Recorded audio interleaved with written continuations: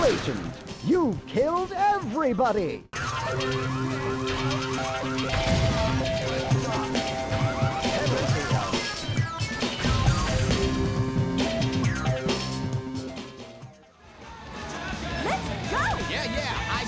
Arcade-type games have become my favorite video game genre because of their addictive pick-up-and-play design. I don't have as much time to get into a 30+ hour campaign, so games like these really appeal to me. That's why you'll always see me playing games like Crazy Taxi over any AAA game released that year. The game I want to talk about today was released in 2002 and developed by Viz Entertainment. They're responsible for titles like Tom and Jerry and Fists of Fury, Evil Dead, A Fistful of Boomstick, and Earthworm Jim 3D.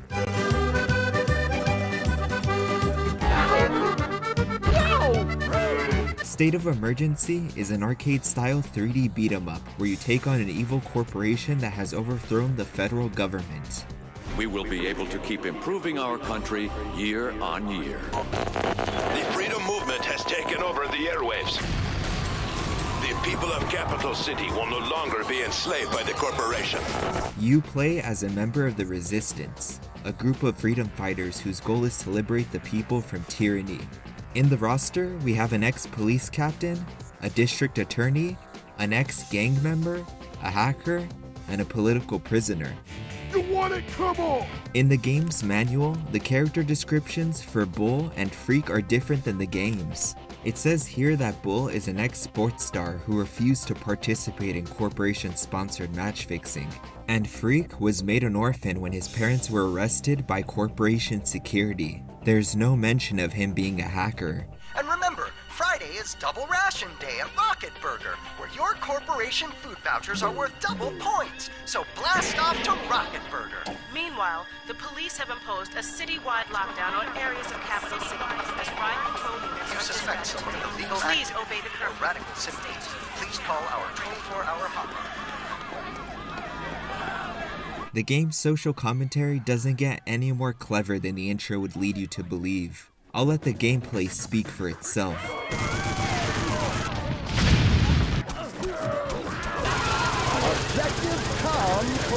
So what exactly do you do in this game?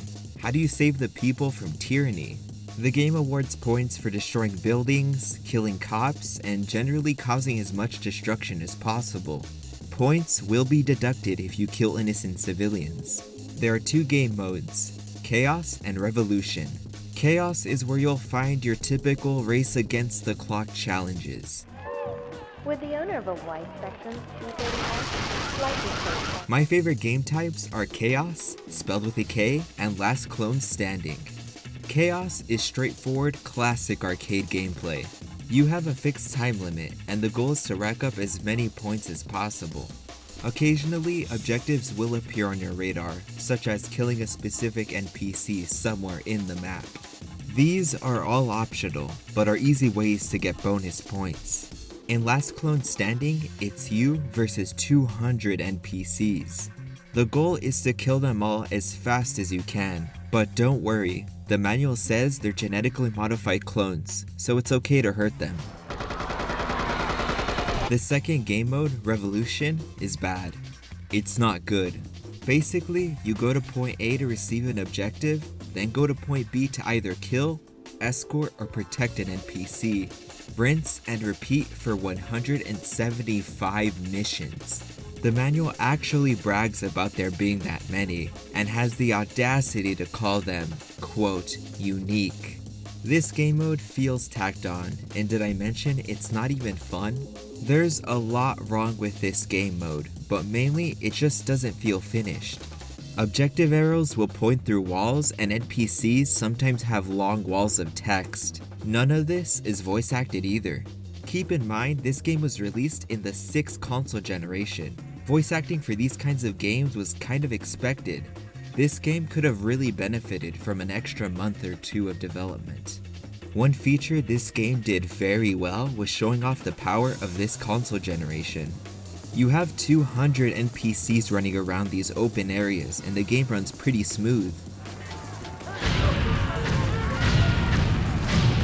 It's like what Pikmin did for the GameCube, except you can shoot people in this one. Speaking of shooting people, you might have noticed that this game was published by Rockstar Games, and you know what that means.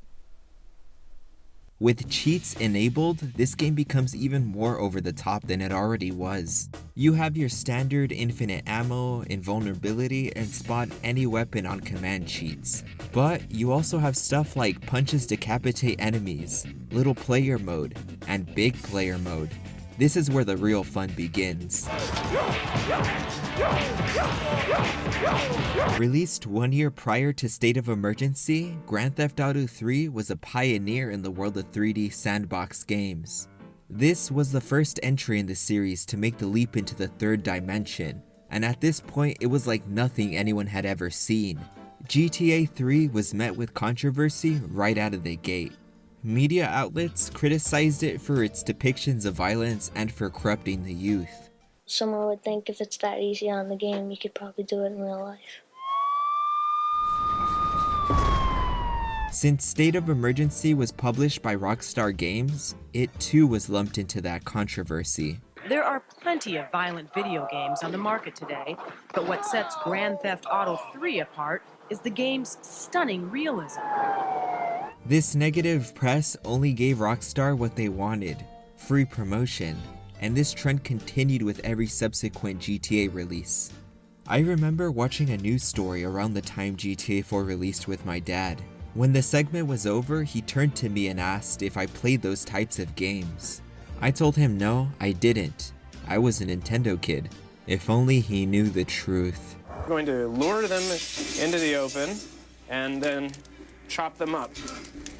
As Scott Steinberg, a video game reviewer and author, demonstrated for us, the experience is even more intense using Nintendo's Wii game console, which gets players to act out the violence. We've reached a point where video game violence has become a little too realistic. Sure, a lot of this is over the top, but you often forget behind these games are overworked and underpaid developers who have to study traumatizing material to make things as accurate as possible. In an article published by Kotaku, an anonymous employee who worked on Mortal Kombat 11 revealed that they were diagnosed with PTSD by a therapist. They mentioned how it was very common to see someone at their desk reviewing videos of cows being slaughtered, or viewing photos of murder victims. The game's developer and publisher refused to comment on this matter. It's hard to believe at some point State of Emergency was seen as one of the most violent pieces of media to ever be released. But as we learned today, it can get worse. Much worse. Maybe you're watching this video 30 years from now and laughing at how unrealistic Mortal Kombat 11 looks. Maybe you're playing Mortal Kombat 24 and this time it's in VR, where you can rip an opponent's arm off and see the pain in their eyes as they slowly bleed out. I don't know, but I do know that I love me some arcade type games. And I hope one day we can get a new Crazy Taxi installment. Someday.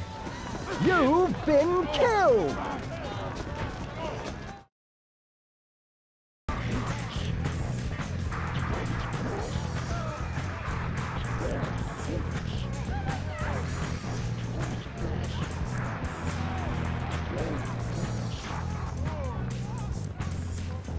Kill gangs for bonus score!